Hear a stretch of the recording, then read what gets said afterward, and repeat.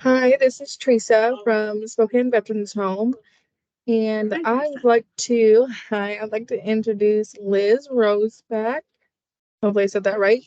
And she's going to talk about our 529 basics. Yeah,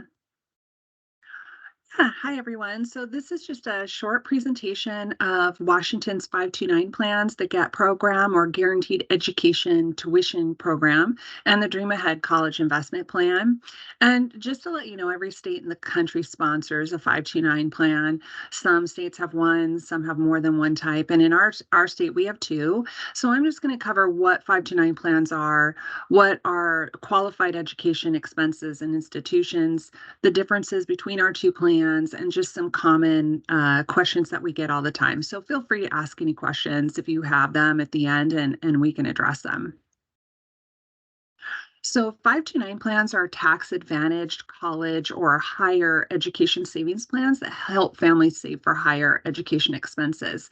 And the money that goes into these accounts is post-tax dollars, but the earnings grow tax-free and remain tax-free as long as you use them for qualified education expenses at qualified institutions, either in this state, nationwide, or abroad. And at the bottom of this is a link to collegesavings.org, which is an independent site for all 529 plans in the United States. And it's just a really useful tool if you want to go and compare different 529 plans to one another. And I can email this out later if you like, just because there's some good resources in it.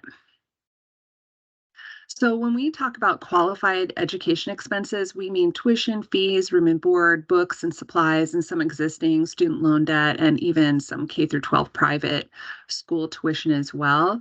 So it really does cover quite a lot. When we say tuition, we mean full or part-time tuition. We mean undergrad or graduate school also. Some people will hold on to their accounts for graduate school.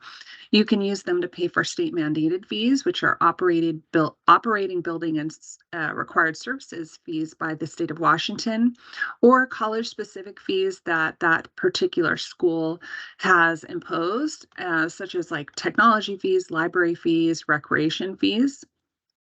You can also use your funds to pay for computers, software, internet access, even when your child, if they're living at home too, or any kind of special needs that your child has in order to be able to attend classes.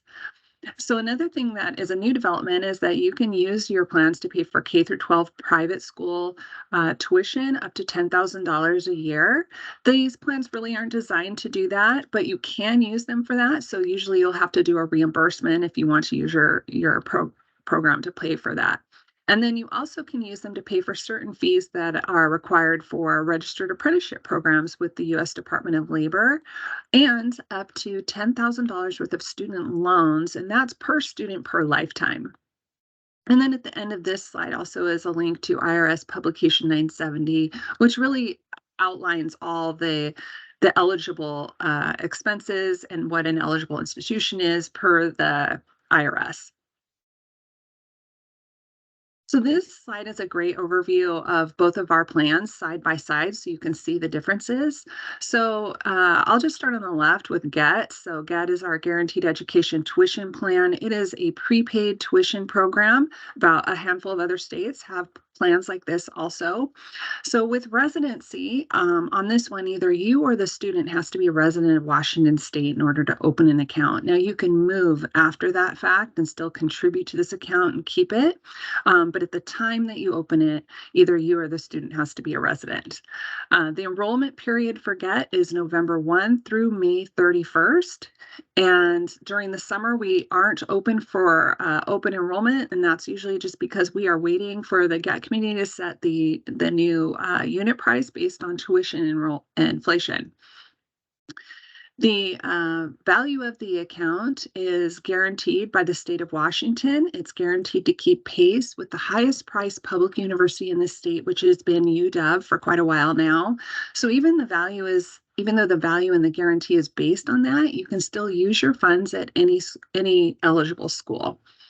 So how GET works is GET with GET, you're buying units. So you're putting money into this account and you're not probably thinking a lot about the units, but we're converting your dollars to units so that we can guarantee the value. So just for example, 100 units is equivalent to 1 year's worth of tuition at the University of Washington. And a lot of people think these are the same as credits, but they're not. Units are totally separate from that. The unit price changes every year with tuition inflation. So this year, the new unit price is $120.16, and that's because tuition at the University of Washington is $12,016. So, for example, if tuition were to increase later to, let's say it's $20,000 a year instead of $12,000, that means that when your student is ready to go to school, your GAT units will be valued at $20,000 instead of the 120 or $12,000 you paid for them. So when you get started to open your Get account, you just contribute to whatever your family can afford. Because a lot of people ask me, like, what should I put in there? But it's really whatever your goal is. Some people do a little each month, some people do it once a year. It really is whatever is best for your family. And you can also have it taken from your paycheck or your bank account. However, like contributing is easiest for you. And then also let other people know about your account because they can put money in there as well and help grow the value of it. So when the maximum lifetime number of units you can purchase on this account are 800. So technically that would be about 400 for 4 years worth of tuition at a traditional college or university. And we release up to 200 units per academic year for use. And then whatever your student doesn't use just rolls over to the following year. Now, on the right, you can see is Dream Ahead. And so Dream Ahead is an investment type plan. So it works similarly to a 401k plan. It has fluctuating returns. There is no residency requirement for this one. So really a student could live anywhere. The enrollment for this type of plan is open all year round. And you do initially need to open the account with $25 just to start it. But then after that, you can contribute whatever you want. It's a minimum of $5 per portfolio. There is no financial advisor attached to this type of plan. So you are the one picking the investments and you can change the investments up to 2 times a year. So some people will choose something called an age-based portfolio. And what that means is it will start off with a mix of more aggressive investments. And then as time goes on, it will self adjust to be more conservative when your child hits college age. And you can also choose to do something risk based, like a static portfolio, which stays relatively the same and doesn't really adjust very much if you're risk adverse. The maximum contributions for this type of account is 500,000, but if you have a Dream Ahead and a Get account for your student, it's 500,000 between the two of them. Now, these are just some common questions we get from people all the time. People ask us, what if my student receives a scholarship? What happens to my account? And we usually just say, like, you can refund for the amount of the scholarship out of your 529 account per year, or you can hold on to it for graduate school. You could transfer it to another family member. It's really it's your money at the end of the day. So if you really want to refund it, you can. You just want to keep in mind that when you refund a 529 account, the IRS will assess a 10% federal tax on the earnings and the earnings portion only. And then the earnings will be added to income and taxed as regular income. And then the next one we get all the time is, what if my student decides not to go to college? So usually we'll tell people to hold on to it because students don't always follow this typical plan of going right when they're 18. They might just take some time off first. And you do really have 10 years to start using these accounts. So you could just wait. You also could transfer it to another family member. You could use it yourself if you wanted to do some continuing education, but ultimately you can refund these accounts because it is your money at the end of the day. And then, of course, we'll get to, can I refund my Dream Ahead or Get account? Yes, you can. So if you are thinking about refunding your account, you can contact customer service and they will run an estimate for you to let you know what the earnings portion looks like. And some people will do that because they're trying to gauge when is the best time for them to refund according to their taxes, because they're going to have to file it on their tax return. So it's a really helpful tool. So if you're thinking about doing that, just call customer service. And then just to get started, it only takes about 5 to 10 minutes to open these accounts. It's a pretty easy application.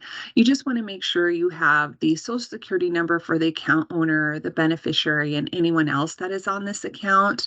You also, when you open the account, will list something that's called an information release person. So that's a person that can check to see the balances. Maybe it's your partner that you'd like to list, and also an owner survivor. So who you want to inherit the account if something were to happen to you. So if you wanted to open an account for a child you don't have a social for, which happens all the time, like maybe you're anticipating a future grandchild or something, you could open an account with yourself as the account owner and yourself as the student beneficiary and just start saving as early as possible. So when you start saving on these accounts, you can set up scheduled contributions either from your like through your employer through payroll deduction. You can set it up through bill pay or ACH or something like that, or you can just mail in a check. It's really up to you how you want to save. And then, of course, again, tell your friends and family members how they can help because regular contributions really help build up this account. And then last but not least, these are just some additional resources for you. So we are also part of the Washington Student Achievement Council. And so the Washington Student Achievement Council really just has a bunch of programs that overall support student success. So we are the state financial aid administrator for the Washington College Grant, Gear Up, College Bound, some of those programs you may have heard of. Washboard.org is a free scholarship site that is housed there also. And we do have a student loan advocate at our agency too. So check that out. And our advocate will set up appointments with you and go over your student loans for either for you or your student. And then also the College Savings Plan Network, that is an independent site of all 529 plans, IRS Publication 970. We have links to registered apprenticeship programs, links to FAFSA and FAFSA changes as well.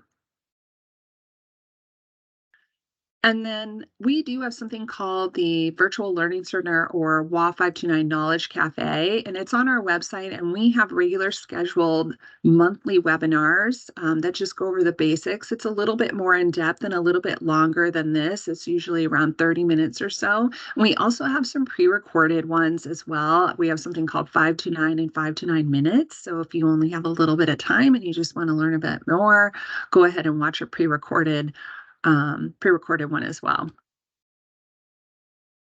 And then this is just our Get Contact Center phone number and their email, and also Dream Ahead, their contact number and their email as well. And I think that's really just about it. If anybody has any questions.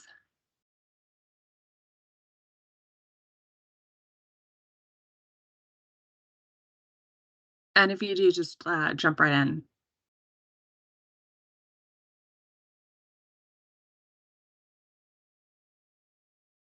Thanks, Grace. Did I go too fast? I might have gone too fast. I was like trying to make sure I got it in the 15 minutes. You are asking the wrong person. I'm like, I know. yeah. I'm like, really no, talk faster. I know. I was like, oh, I'm worried I'm going to go over, and then if someone wants to ask a question, they won't be able to. No, I thought you did great. I Okay. thought it was really good. This is at least my third time listening to a presentation like this, and I got more out of it. Really interesting. I Oh, like okay. the new addition of being able to use it for your kids like K through 12 private school. I was like, wait a minute, I my kids know. never went back after COVID, and yeah. Yeah, and there's a new provision now too, about if it's like some people have leftover money in their 529 accounts and they can roll that if they've had it open for that same beneficiary for like 15 years, they can roll it into a Roth now. So there are some new developments all the time. I was also excited about the student loan development because when I started with the program 6.5 years ago, you could not use these plans to pay off student loans, and people would call in and they were mad because they were like, why not? I used it for education. So Yeah, that is cool. yeah. Did you want me to email that to you? I can email you a presentation to you and you can, if you want to, there's links embedded in it that are just really helpful for people. I don't know. Yeah, that would be super helpful. I'll put the video up and then the slideshow. People are always asking for the slideshow. So yeah, that would be great. Okay, great. Awesome. Okay, thanks, Liz, for Okay. presenting, and thank you everyone for being here. Our Yeah. next breakout session is at 11 for hypnotherapy. Oh, that sounds fun. Okay. All right, you did a good job. Thank you. Okay, bye guys. Have a Bye. good day. Thanks.